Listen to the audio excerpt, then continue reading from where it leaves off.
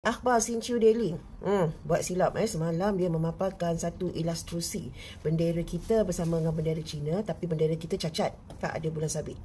Okeylah, cepat-cepat dah minta maaf dah akhbar ni.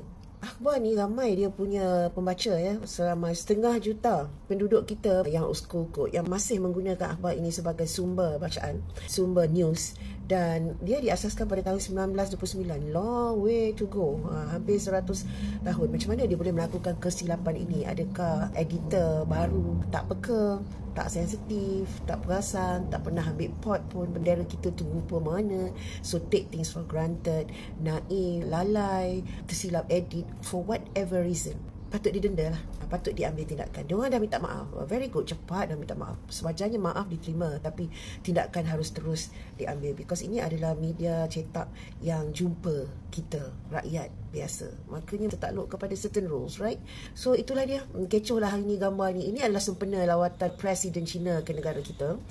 Makanya diorang melaporkanlah something cacat lah pula kan. Harapnya adalah akta untuk ini, sebab ini mengganggu, menggugat keharmonian, because dah macam-macam teori keluar. Kata ini adalah strategi lah, ni sengaja lah membuangkan lambang agama Islam. Maaf, mereka sewajarnya di-announcekan, diterima. Jangan mengapi-ngapikan. Okey.